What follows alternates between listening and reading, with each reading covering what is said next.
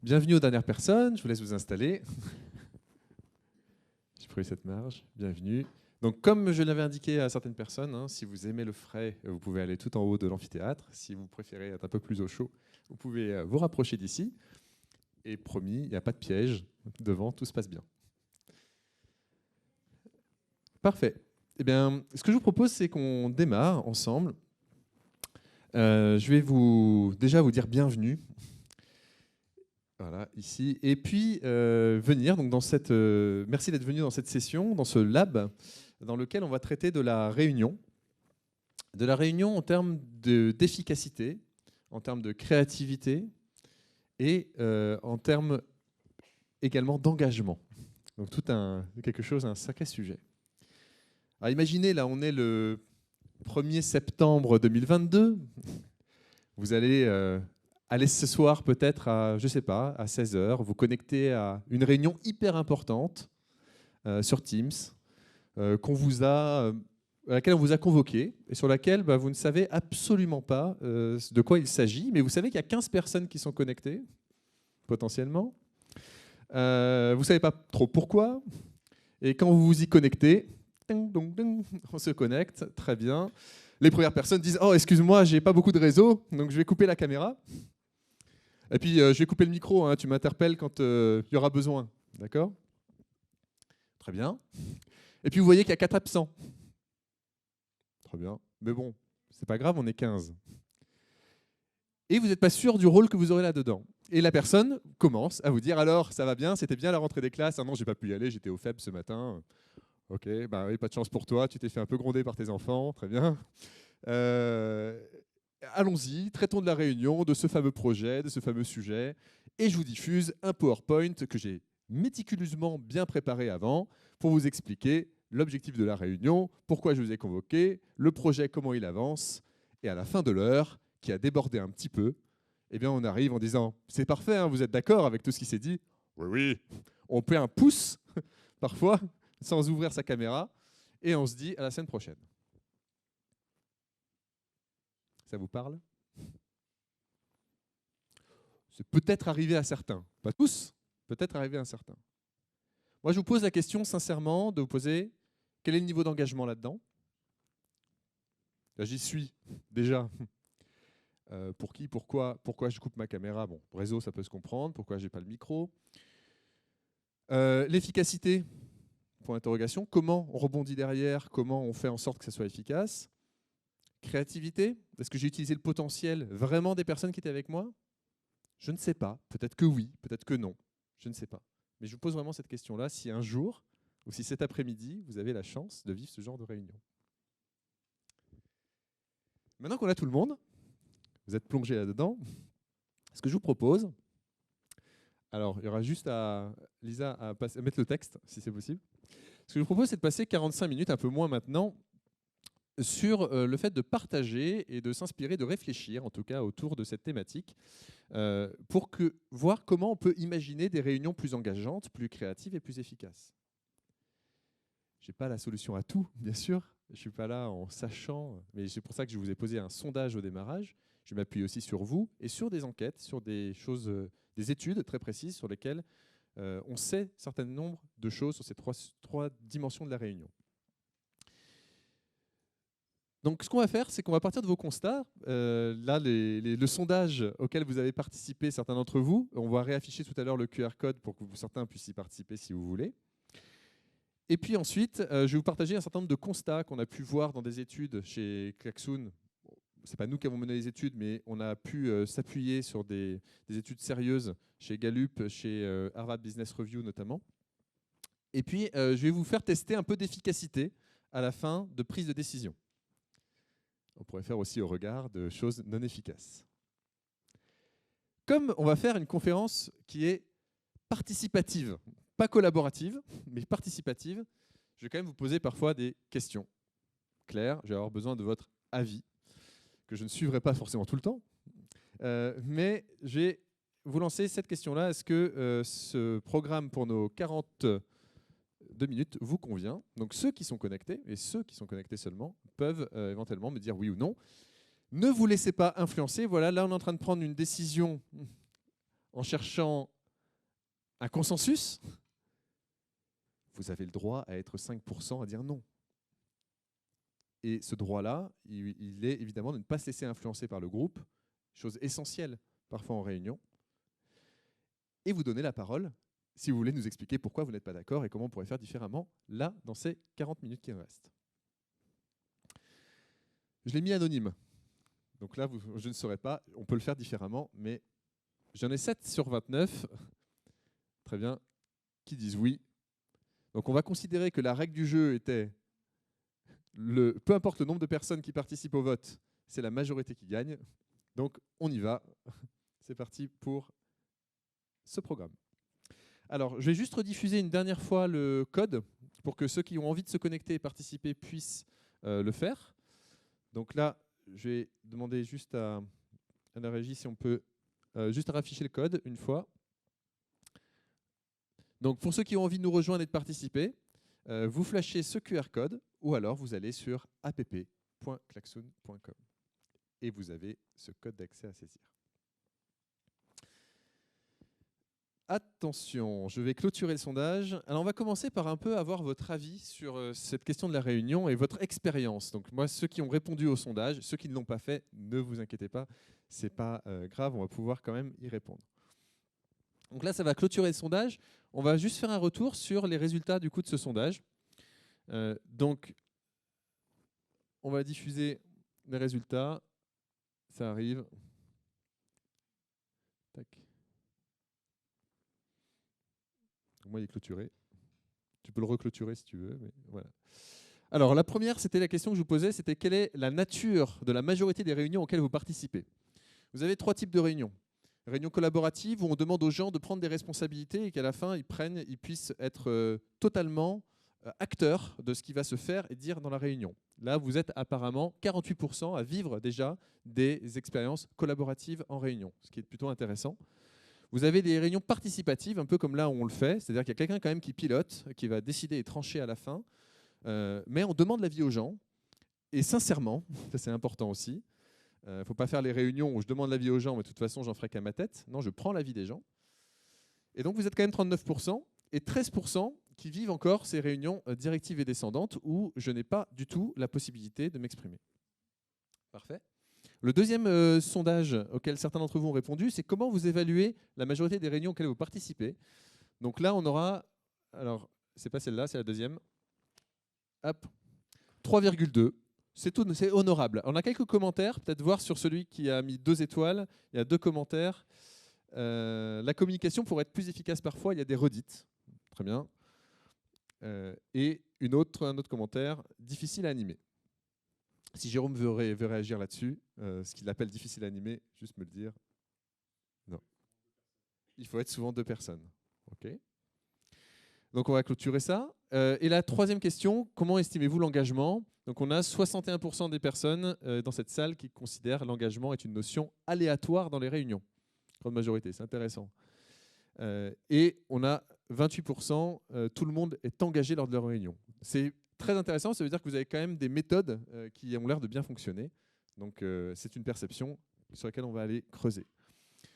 On va fermer ça et on va aller sur le dernier, donc classer du plus important au moins important, ce qui vous semble nécessaire pour qu'une réunion soit engageante, créative et efficace. Avoir un objectif clair, respecter le timing, faire participer les membres de la réunion, c'est le top 3. D'accord ? Quand je vous disais qu'une réunion commence toujours à l'heure et se finit toujours en avance, ça c'est un principe de base. Déjà, vous savez, il y a les rentrées des classes. Si vous commencez en retard à une réunion, déjà vous agacez beaucoup de gens parce que ça s'enchaîne. Et quand vous finissez en retard, vous prenez du temps de vie aux gens et forcément, ça crée du stress, de l'écoute qui diminue. Et ça, tout le monde le sait. Mais parfois, on ne le fait pas parce qu'on se dit c'est trop important. Donc ça, je vais garder ce sondage-là. Et puis, on va aller continuer. On va fermer du coup le sondage. Et ce que je vous propose, c'est d'aller un peu plus loin du coup sur ces notions-là. Hop. Je vais vous faire participer, donc soyez bien connectés. Je vais juste faire ça. Alors on a basé sur la base d'études précises, comme je vous disais tout à l'heure, qui viennent de chez McKinsey, de Harvard Business Review et notamment de Gallup. Il y a un constat qui est assez simple, c'est qu'aujourd'hui, dans ces études, il y a encore beaucoup, et là vous n'êtes pas en majorité donc c'est intéressant aussi, beaucoup de gens qui expriment que leurs réunions sont trop longues. 1h30 en moyenne. D'accord ? C'est la partie immergée de l'iceberg avec 20% et 30% du temps professionnel qui est pris par les réunions. Il y a un deuxième sujet qui peut être constaté, c'est que c'est encore, dans beaucoup d'endroits, très descendant. Quand on parle de descendant, c'est je présente un sujet, vous m'écoutez parce que j'ai la légitimité, et derrière, écoutez, on se reprogramme une autre réunion et on verra comment ça se passe. Il y a encore beaucoup de réunions comme ça, top-down, qu'on appelle, et parfois qui sont très utiles. Mais est-ce que c'est toujours utile? C'est une question à se poser. Le dernier point, c'est la productivité. Et l'observation qui se fait dans ces études, c'est la productivité. La productivité, en fait, on constate qu'il y a moins ici d'une réunion sur 4 qui aboutit à une prise de décision. Et on va tester, on va s'amuser ensemble tout à l'heure à prendre des décisions ensemble, vous verrez. Déjà, est-ce que les gens ont la méthode pour prendre des décisions? Est-ce que tout le monde sait comment on prend une décision?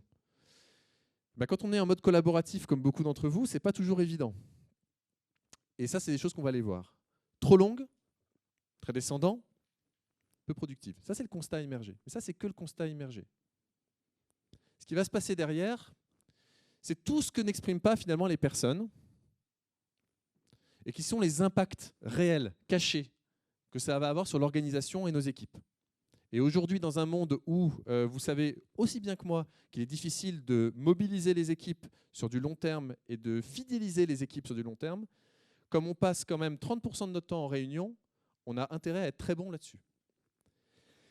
Le premier impact caché, c'est celui que vous voyez à gauche, c'est la frustration. En fait, dans ces études, on s'aperçoit qu'il y a 50% des participants qui estiment ne pas pouvoir exprimer son point de vue en réunion.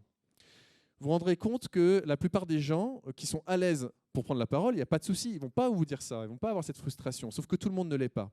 Vous avez les réunions physiques, vous avez les réunions à distance, et même ces deux notions-là sont très différentes. Il y a des gens qui sont très à l'aise en physique et pas du tout à distance et inversement. Sauf que cette frustration, elle est réelle et mesurée. Il y a une deuxième chose, c'est que les décisions sont non appliquées. En fait, comme on n'est pas clair sur la manière dont on va prendre des décisions, par de la majorité, du vote, du consensus, on se retrouve en fait avec des choses qui ne sont pas comprises au niveau de la prise de décision. Et le point qui est un peu plus bas, c'est la non-résolution des problèmes. Dans ces études, ce que j'ai trouvé très intéressant, c'est que les gens disent « bah oui, on traite du sujet de la réunion », quand le thème et l'objectif, comme on l'a dit tout à l'heure, est bien cadré. Mais les vrais problèmes, ceux qui sont les vrais irritants, comment il faut enchaîner les réunions, et encore plus dans le monde à distance, ils ne sont pas toujours mis sur la table, parce qu'on dit non, ça va prendre trop de temps. C'est 80% des problèmes réels de l'entreprise et des équipes qui ne seraient pas traités lors des réunions. En termes de statistiques aussi, les idées gâchées, là on parle de créativité. Il y a quand même 55% des individus, d'après ces études, qui estiment qu'on n'utilise pas le potentiel des gens qui sont dans la réunion au maximum. Et donc que la créativité n'est pas utilisée.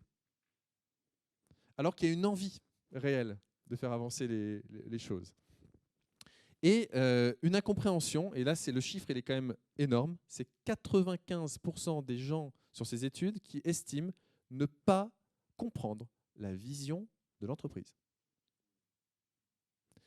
Le pourquoi, c'est absolument énorme.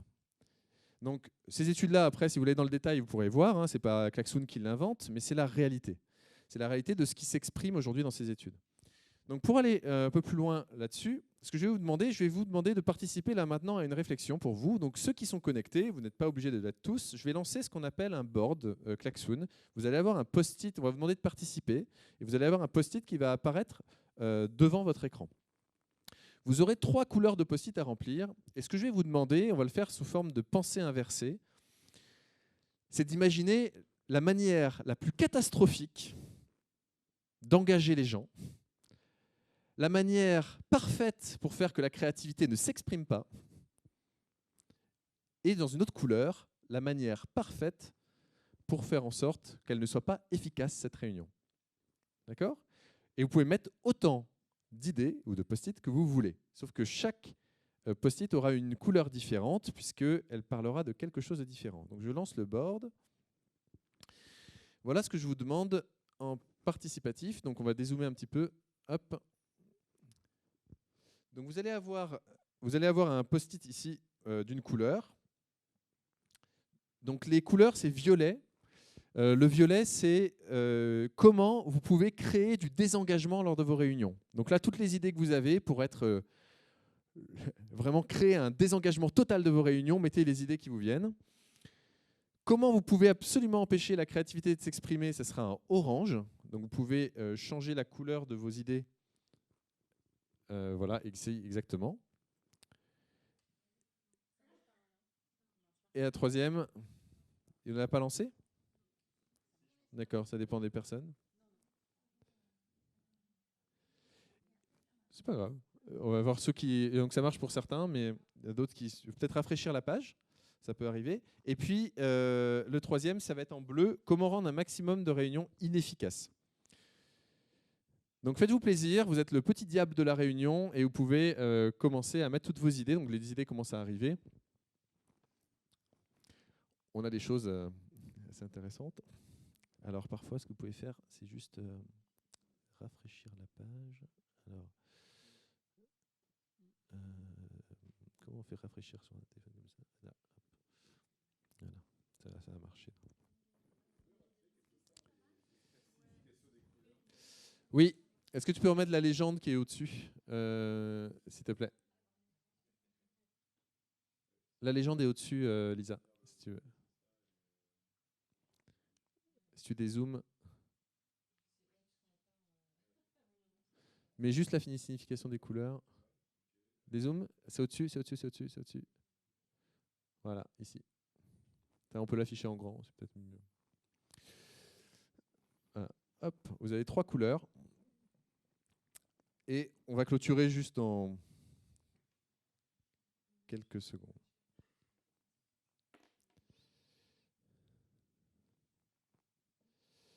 On a plein d'idées qui arrivent. Alors vous avez juste à envoyer les post-it avec le petit carré vert, voilà, et nous on est en train de les trier. En fait, vous avez plusieurs manières de faire, et là vous ne voyez pas sur vos téléphones le board volontairement, et là on est en train de trier tout ça. Après on peut garder cette vue-là hein, si tu veux, hein, Lisa. La vue. Ok.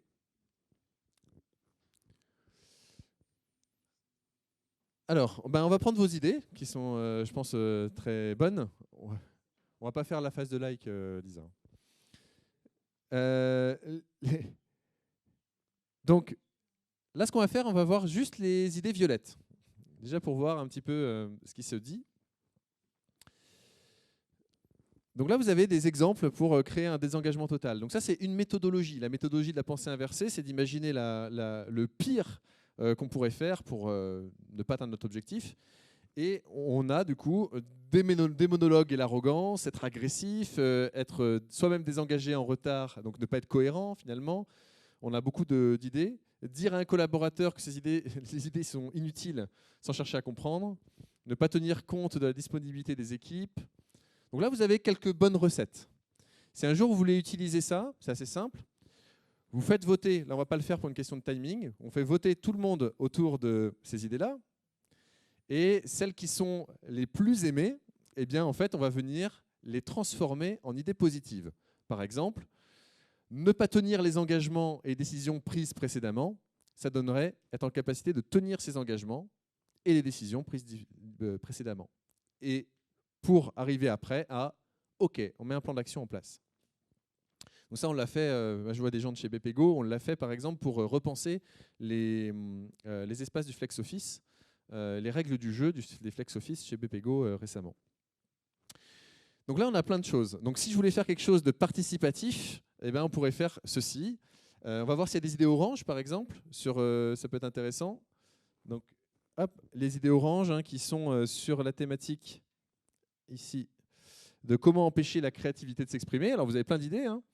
Rendre les thèmes confus, un monologue, un bon PowerPoint, longue présentation de début, faire des QCM, je critique les idées, demander une idée par personne sans débat. Donc il y a quelque chose d'assez directif là-dessus. La créativité, c'est aussi une notion qui n'est pas simple à mettre en mouvement. Parfait. Et le dernier item en bleu que vous avez, ne pas avoir l'objectif et l'ordre de jour de la réunion, en faire trop de réunions, trop longues, trop souvent, trop top-down, finir la réunion sans prendre de décision, remettre à plus tard. Donc, je pense que les recettes, vous les connaissez parfaitement, on ne va pas réinventer la roue et vous les maîtrisez bien. Maintenant, c'est de se dire à partir de ça, comment on fait quelque chose de différent. Donc comment on traduit ça positivement et comment on le traduit en plan d'action. C'est un peu le travail qui a été fait aussi chez nous. Hop, je vais partager. Je vais clôturer ce board. On va clôturer le board. Et ce que je vais vous proposer, c'est de vous partager ceci.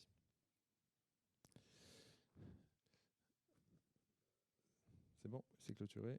OK. Alors, comment on va rendre les réunions un peu plus efficaces?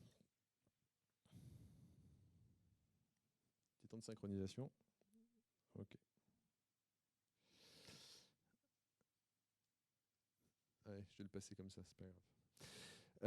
Donc plus efficace, plus engageante, plus créative. Alors on a un parti pris, donc je vais vous donner un constat qui vient d'exactement ce que vous avez mis en place ici, ce que vous avez expliqué. Je vais vous le dessiner. En fait, le constat, il est le suivant.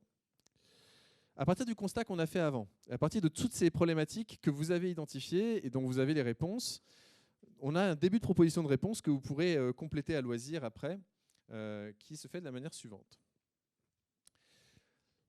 Si on prend un produit comme Klaxoon, ici, c'est que le produit, bien sûr, et ça sera aux animateurs de la réunion d'être en capacité de faire ça.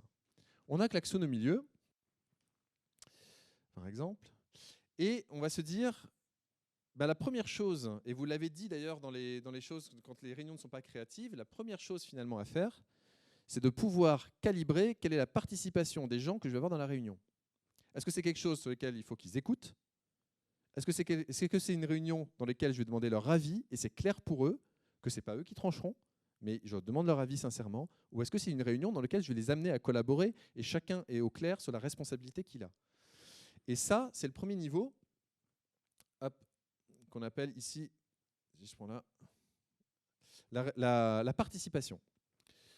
Donc, quand on a ici, le premier niveau, c'est quel est le niveau de participation? Excusez mon écriture d'écolier ce matin. C'est la première chose, en fait. La participation, c'est quel est le niveau de participation que je veux auprès des personnes. Parfois, ça peut être directif, il n'y a pas de souci, ça dépend de l'objectif. Le deuxième objectif qu'on se pose en réunion, c'est de se dire, OK, puisqu'on a une participation qui est claire pour tout le monde, la deuxième chose, c'est que lorsqu'on partage des idées en réunion, imaginez 1 heure de réunion où vous partagez plus de 5 idées, il faut savoir qu'au bout de 5 idées, les gens ne retiennent plus. Donc un PowerPoint sur lequel j'ai 5 pages où il y a 40 idées qui sont partagées, si on n'a pas factualisé les choses, c'est mort. Je vais leur dire, oui, le PowerPoint, tu le retrouveras dans notre espace Teams quelque part, ou tu le retrouveras dans un mail que je vais t'envoyer. Très bien. Mais déjà, le mail, je vais les classer, je vais l'historiser, et l'espace Teams, je n'y reviendrai pas parce que je sais que ce n'est pas interactif. Donc l'idée, le deuxième, c'est de factualiser les résultats et les échanges. Et ça, c'est clé. C'est de se dire, tout ce qui est dit et les rebonds qui sont dits, on est en capacité de le tracer visuellement et d'en suivre les choses. Et dans la réunion, ça devient intéressant. Les échanges de Eric, d'Emmanuel, on les a. Ils sont tracés et il n'y a pas de problème. Et on peut le faire. La troisième chose, hop, si je prends ici,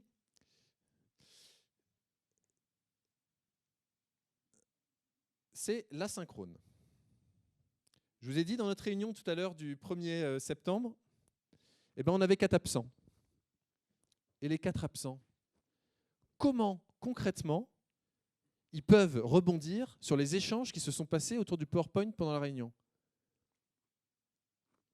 Non, ils ne peuvent pas. Ils peuvent juste aller consulter le PowerPoint, ils n'ont pas la nature des échanges.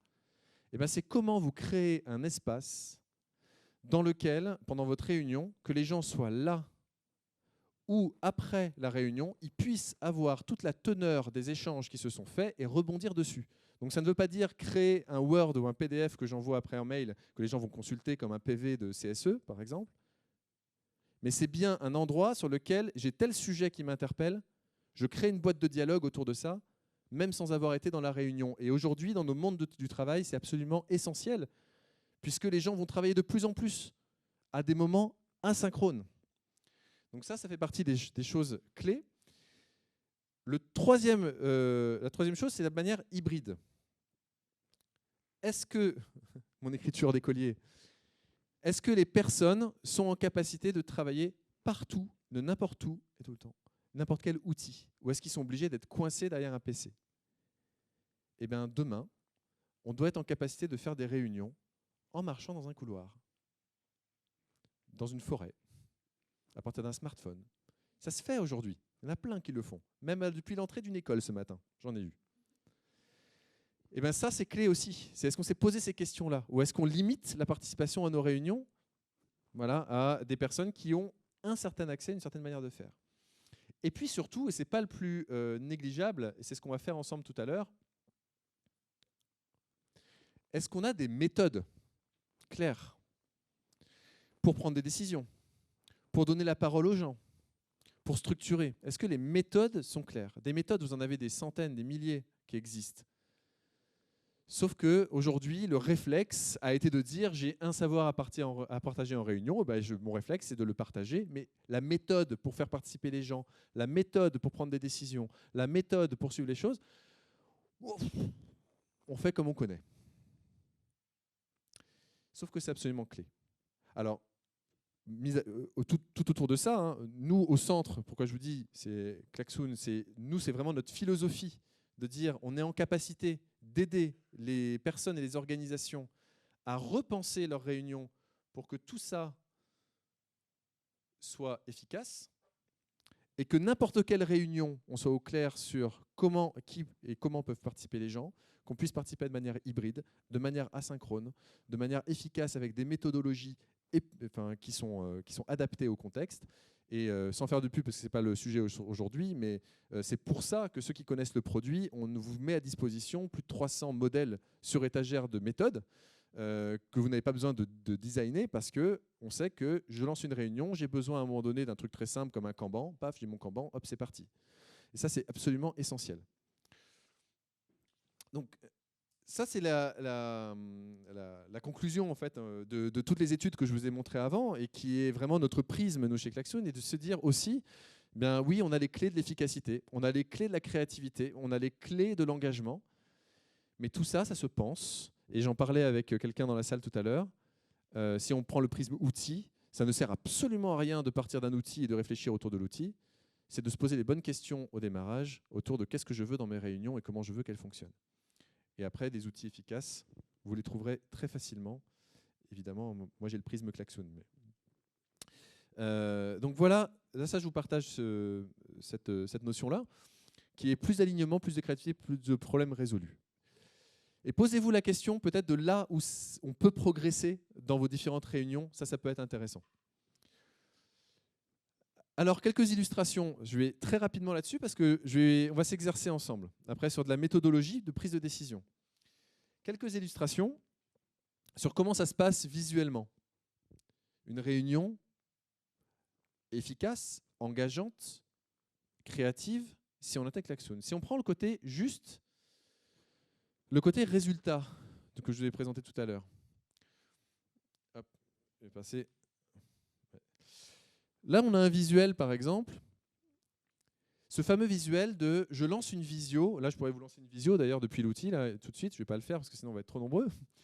Mais si vous regardez ici, c'est en capacité, il y en a qui le font déjà, n'importe quel échange, n'importe quelle manière de faire, de tracer visuellement ce qui se fait. Si à un moment donné, sur mon projet, il y a quelque chose qui fait réagir quelqu'un qui n'ose pas prendre la parole, il est en capacité de mettre soit une idée à côté en disant « voilà mon explication », soit de poser une question et créer une boîte de dialogue à l'intérieur de ça. Mais tous les sujets sont mappés, sont à un seul endroit et pas répartis dans 40 000 fichiers sur lesquels on se perd. Et les liens vers des fichiers sources sont possibles aussi. Donc ça, c'est vraiment hyper important. C'est de se dire qu'on soit en présentiel ou à distance, dans n'importe quelle réunion, c'est de factualiser les échanges. La deuxième chose, par exemple, c'est de se dire, eh bien oui, il faut qu'on joue sur le travail hybride. Que la personne ait un smartphone, que la personne ait une tablette, que la personne ait un PC, que la personne soit au bureau, que la personne soit à l'entrée de son école, elle doit être en capacité d'y participer. Pas évident, toujours. Et d'y participer activement. C'est pas juste j'ai ma visio et je prends la parole quand on m'a donné le bâton de parole. C'est non, je suis en capacité aussi de challenger ce qui se fait sans forcément prendre la parole parce que la prise de parole n'est pas démocratique. Ceux qui sont à l'aise en prise de parole, aucun souci. Souvent, ils ne voient même pas où est le problème de la participation. Mais il y a une grande part de personnes qui ont des idées absolument géniales, mais qui n'ont pas le terrain de jeu pour s'exprimer. Et bien là, on le crée. Voilà, ça c'est un point important. Quel que soit, à l'oral, à l'écrit, et sur n'importe quel écran. L'autre chose aussi, c'est qu'au quotidien, on puisse synchroniser et donc avoir ces fameux échanges synchrone asynchrone. Une réunion, aujourd'hui, il est très rare que vous arriviez à capter les gens, surtout s'ils sont nombreux, pendant tout le temps de la réunion, à 100%. On a le même problème en formation, d'ailleurs. Eh bien, ce n'est pas grave. On va jouer avec ce truc-là, avec ce fait de société. Et on va créer des règles synchrones et des règles asynchrones. Et expliquer aux gens comment ils vont pouvoir suivre, comment ils vont pouvoir rebondir, comment ils vont pouvoir être utiles au groupe, même s'ils ne sont pas là dans le moment synchrone. Sans avoir juste à être en consultation. Donc ça fait partie des éléments. Et puis surtout, que ça puisse s'inscrire dans n'importe quel espace de travail. Bon, là, on vous a mis un exemple effectivement de visuel, nous, dans des usines, qui font qu'on peut aussi s'intégrer à différents espaces de travail. Ça, c'est la partie outils, mais c'est absolument clé, parce qu'en fait, il faut se dire que les réunions aujourd'hui prennent des formes très, très différentes. Et il faut pouvoir s'y adapter.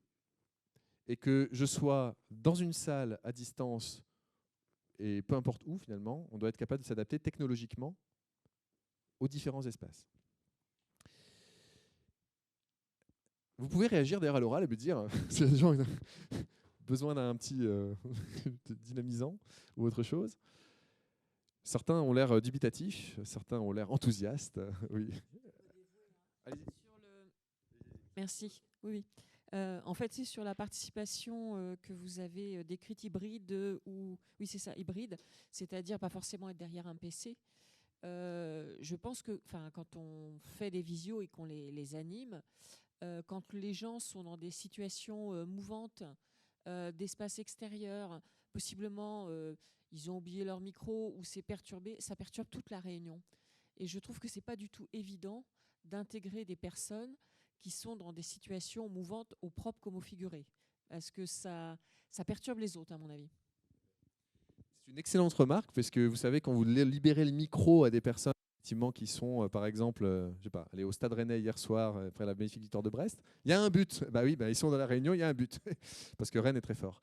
Et bien, effectivement, ah mince. Bon Brest a été presque fort. Et bien, effectivement, ça c'est une notion importante parce que ça va perturber auditivement les personnes. Et c'est là la clé en fait. Elle est clé parce que c'est se dire, eh bien, vous êtes à la réunion, vous qui êtes dans le stade, vous entendez ce qui se dit, à peu près, vous entendez, mais on vous crée un espace dans lequel, sans avoir à prendre la parole à l'oral et déranger les gens auditivement, vous êtes en capacité de noter vos questions, de noter vos réactions, et on est capable de rebondir, nous, à l'oral, sur ce que vous êtes en train de dire.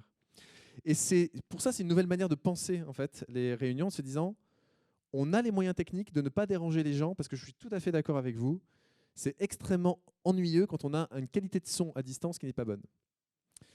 C'est vrai pour une conférence, c'est vrai pour une réunion, et c'est vrai, etc. Mais oui, tout à fait, complètement d'accord. Et donc ça serait la solution. C'est-à-dire de se dire, OK, on a une visio, alors je prends évidemment la prisme outil, mais on a une visio Klaxoon sur notre projet. La personne, on sait qu'elle est au stade en train de voir la victoire de Brest, qui arrive la prochaine fois. Et, et donc forcément, on sait qu'elle est là-bas, mais on lui laisse la possibilité du coup de réagir et on lui donne une couleur, par exemple, d'idée ou une manière de poser des questions. Donc c'est une manière un peu différente de faire, effectivement. Je ne sais pas si vous voulez réagir là-dessus, mais vous me dites. D'accord. Bon, on pourra en reparler après. On vous laissera un petit temps de questions après. S'il y a d'autres réactions, vous n'hésitez pas. Donc le constat, des pistes. Et ben maintenant, allons dans le pragmatique. Comme je n'ai pas 2 heures devant moi, je ne peux pas vous faire tout le prisme de l'engagement, de la participation, de la créativité et des méthodes. Mais je vous propose de réfléchir déjà à quelque chose qui nous touche tous. Ce sont les méthodes de prise de décision. Pour certaines personnes, c'est une évidence. Pourquoi on poserait Pour d'autres, ils ne comprennent jamais pourquoi les décisions sont prises et comment elles sont prises. Donc je vous demande juste là, de manière très simple, je vais vous exposer des choses que vous connaissez la plupart d'entre vous, mais de vous poser la question la prochaine fois que vous êtes en réunion, est-ce que j'ai bien annoncé aux gens comment allaient être actées les décisions? Et en fonction de ça, est-ce qu'on a utilisé la bonne méthode? Exemple. Alors, on va sortir du monde de l'entreprise pour mettre un peu de créativité là-dedans. Ce que je vous propose, c'est qu'on essaye ensemble de décider. Nous sommes un jury de cinéma. Je crois qu'il y avait le festival de Deauville il n'y a pas longtemps, ou bientôt. Et on va décider de l'Oscar du meilleur acteur ensemble. Sauf que, concrètement, on a plein de manières de décider. Vous pouvez faire le parallèle avec n'importe quel sujet d'entreprise. Bon, là, je l'ai fait pour être un peu plus léger. Première manière de faire, on pourrait très bien faire comme on l'a fait tout à l'heure avec un vote. Donc là, je vais vous le faire. Hop, en mode raccourci. Donc, je vais lancer le vote. Donc là, j'annonce, je dis, en fait, c'est la majorité qui gagnera. S'il y a 51%, c'est gagné, mais c'est la majorité qui gagne. C'est-à-dire, j'annonce la règle, c'est la majorité qui gagne. Donc là, vous allez avoir un classement. Alors, vous allez voir, ce sont ceux qui sont connectés, ce sont des lignes qu'il faut mettre du meilleur au moins bon. Donc, vous allez faire un classement. Sur le côté, vous avez des... c'est un cliquer-déposer, en fait. Donc, vous pouvez remonter, vous voyez, ici, remonter et redescendre des éléments. Par exemple, ici, hop, voilà, comme ça. Donc, vous allez voir, c'est un cliquer-déposer. Quand vous êtes assez satisfait, après, vous pouvez mettre valider en bas et ça va vous permettre de faire le vote. Après, c'est juste pour le jeu. En bas, vous avez... on a des premiers votants. Okay. Donc là, on est dans une réunion, on se dit, prise de décision, c'est la majorité qui gagne. Donc, méthodologie, faire du sondage. Méthode classique, qui peut être efficace, mais pas du tout appropriée parfois. Alors, je vais faire volontairement ne plus attendre, parce qu'on a besoin de... Voilà. Donc là, par exemple, alors on peut le mettre peut-être en mode spider diagramme, si tu l'as. Voilà. Hop. Ah bah non, il n'apparaît pas bien le spider, donc on va le faire en liste, hein, c'est pas grave. Ça marche aussi. Donc on aurait Jean Gabin, Louis de Funès, Gérard Depardieu. Voilà, en gros, ça va être le... Mais c'est Jean Gabin. Qu'est-ce que ça va générer, en fait, ce genre de vote, ce genre de classement? C'est que pour le coup, vous avez des gagnants et des perdants. C'est-à-dire que la difficulté, hop, si je reviens sur la diapo, je vous ai mis ici, c'est rapide, on a une expression large, on peut faire des votes, c'est très intéressant, mais vous avez des gens qui sont d'accord parce qu'ils ont voté pour, vous avez des gens qui sont contre parce qu'ils sont, voilà, ils ont voté contre, et vous allez créer forcément des tensions à un moment donné avec les gens qui étaient contre et qui vont essayer de défendre aussi leur point de vue après coup. Mais la règle doit être claire. Si la règle est claire dès le démarrage, que c'est la majorité qui gagne et que tout le monde accepte le processus, ça marche.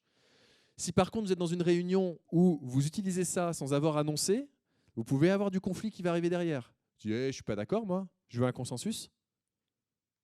Ah ouais, et là c'est le début des problèmes. Annoncer quel est le cadre et comment on va prendre des décisions en réunion. Essentiel. Ça en est un premier. Je vous ai mis les avantages. Avantage, c'est rapide, expression large, c'est bien connu, résultat visible et clair. Les inconvénients, c'est qu'il y a des gagnants et des perdants. Je vous ai mis après, pour l'anecdote, les activités Klaxoon qui sont utilisables pour ça. On va décider autrement. Alors là, encore plus dur. Ceux qui sont connectés, hop, je pars d'un principe descendant. Et je veux l'unanimité dans cette réunion sur ça. Et là, c'est le début du bazar. Parce que j'ai un non à l'unanimité. Et là, ce qui va se passer, c'est que si on annonce que seule l'unanimité fera foi, eh bien on ne prendra pas la décision là. On tentera un autre non, on créera des zones de débat et on attendra à cette question fermée le oui à 100% pour acter la décision. Et je ne sais pas si vous en connaissez, mais moi j'en connais au moins une entreprise avec qui je travaille Dans laquelle ils ont une équipe où c'est très long les prises de décision à cause de ça. C'est-à-dire que dans une équipe, s'il n'y a pas unanimité, c'est un sujet, c'est sur un projet en particulier, ils n'avancent pas. Mais au moins, c'est accepté. Parce qu'ils se disent, et écrit des débats. Oui. Ah oui. Ouais. Ah bah là, alors, c'est le consensus mou si on ne crée pas de débat entre. Je vais vous donner un exemple. Alors, je le fais très rapide, mais c'était Patrick Chaussat, qui était un de nos clients, qui faisait ça avec ses équipes à distance. Et en fait, lui, il avait un vote comme ça qui était ouvert en permanence dans ses réunions. Il avait des gens qui étaient dans 15 pays différents. Et en fait, il faisait prendre la parole aux gens sur un sujet. C'était par exemple, quel logiciel doit-on choisir pour l'équipe? Et les gens défendaient leur argumentaire à l'oral. Et après, il réouvrait le sondage et il attendait de voir s'il y avait des évolutions. Et il disait que ce soit non ou oui, peu importe. Mais je veux que mon équipe soit sûre que ce soit bien le produit qu'on va choisir. Et si à la fin de la réunion, il n'y avait pas 100%, il reportait à la réunion d'après et il y avait des échanges qui se faisaient en asynchrone. Donc ça peut être des méthodologies aussi intéressantes. Mais encore une fois, vous créez une frustration qui peut être importante si ça peut être perçu comme le plus petit dénominateur commun. Donc, ce que je vous ai mis ici, évidemment, c'est que l'inconvénient, c'est qu'il y a très peu de situations où ça s'y prête. Hein. Mais l'avantage, c'est que c'est hyper rapide. C'est ce que j'ai fait au tout début de la réunion entre nous. Quand j'ai annoncé le thème, l'objectif, la manière dont ça allait s'organiser, je lui ai demandé est-ce que vous êtes d'accord ou pas, oui ou non. Oui, 100% d'accord, on y va. Et on l'a fait à l'unanimité. Des 7 qui ont voté. Bon, c'était pour le jeu. Bon, il y a une autre manière de prendre des décisions.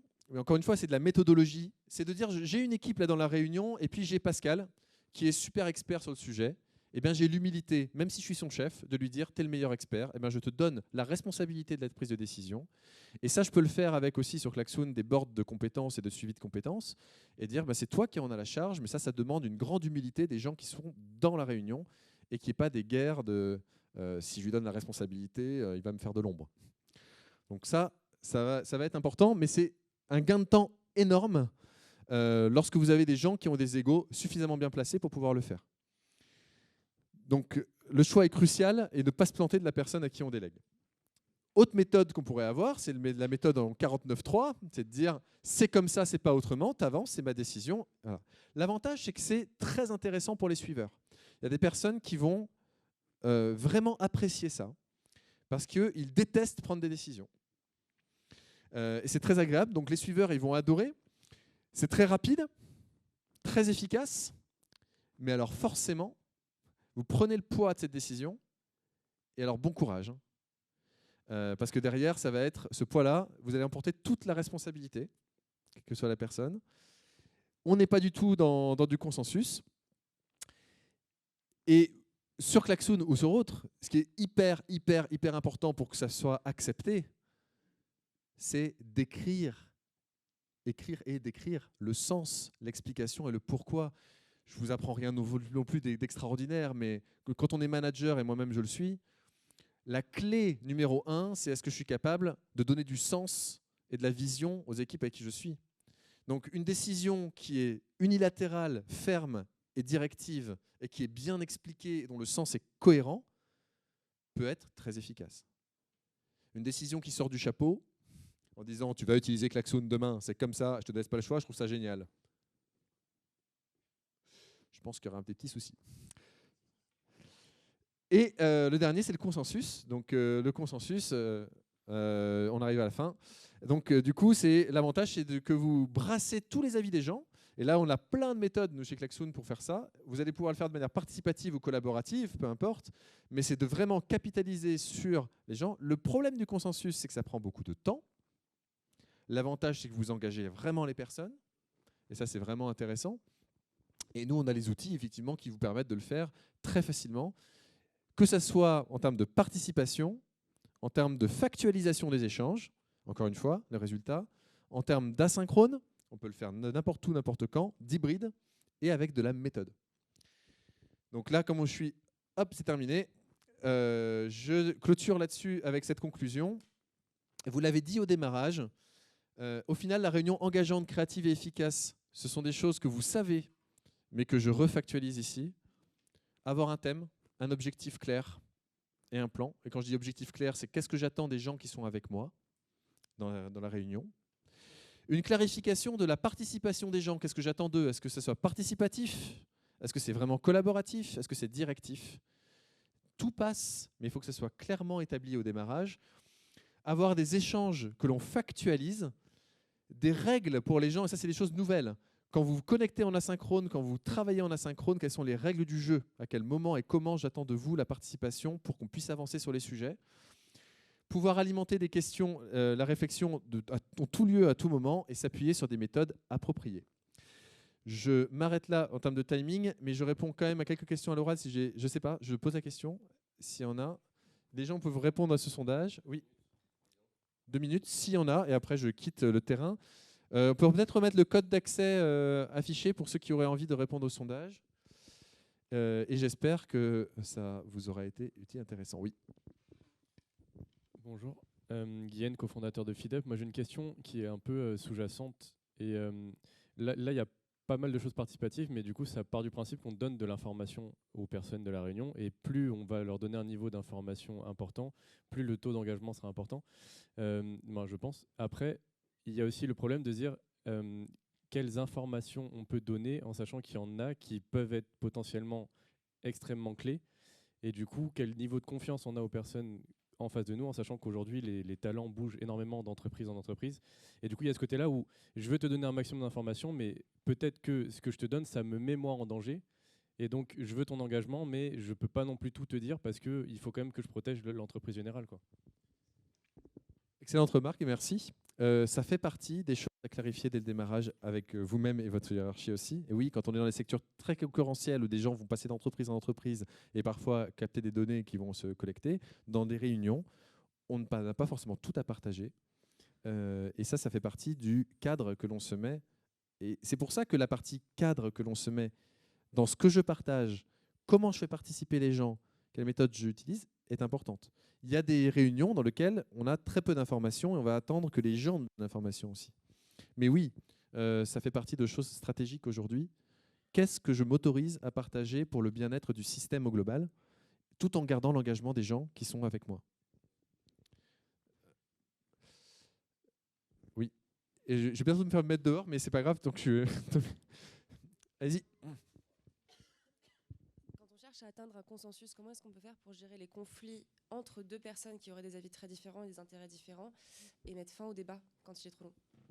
Excellente question, je la répète, mais juste pour être sûr, c'est quand on est en conflit, quand on recherche un consensus, ça prend du temps comme on l'a vu, et comment on peut essayer de mettre fin au débat.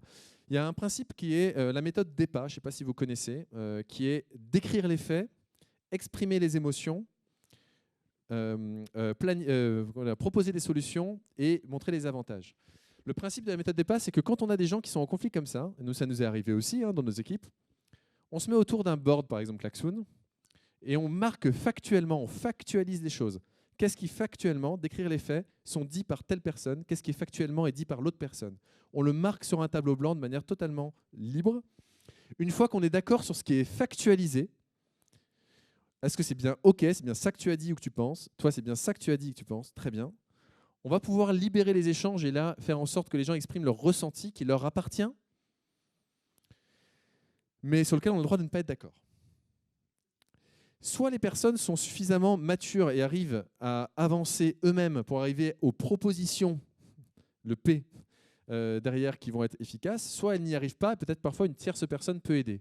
Mais la clé, vraiment la clé, c'est de factualiser les choses qui sont incontestables. C'est un tel a dit ça, ou ça s'est passé comme ça, les faits. Et pas les ressentis. Par exemple, je trouve cette réunion inefficace. Ça, c'est ton ressenti. Par contre, me dire que la réunion, on l'a fini 4 minutes en retard, ça, c'est un fait. Et c'est ça qu'on va marquer. Et on va se mettre d'accord et on exprime les émotions. Parce que beaucoup de conflits, j'en ai fait longtemps de la gestion de conflits dans mes autres métiers, c'est mon émotion qui ressort. Ouais, ça me gonfle. Oui, ça, c'est ton ressenti, ça. Factuellement, qu'est-ce qui s'est passé? Si on n'a pas de fait, on n'est pas dans la cour d'école, on arrête. On ne va même pas plus loin dans le débat. Il faut des faits, il faut des choses. Quelqu'un a dit ça, c'est passé ça, c'est ça. Et ça, on le marque, on le factualise dans des boards. Surtout pas par une visio qui n'a rien de factualisé. Je ne sais pas si... Voilà, c'est en mode rapide, il faudrait faire toute une conférence, je pense, là-dessus. Mais DEPA, c'est D, c'est décrire les faits. E, c'est exprimer les ressentis. P, c'est proposer des solutions. Et A, c'est montrer les avantages que la personne a et que le système a. Et ça, c'est aussi pour répondre à la question précédente. Merci, j'arrête. C'est bon, les questions? J'espère que ça a été en tout cas.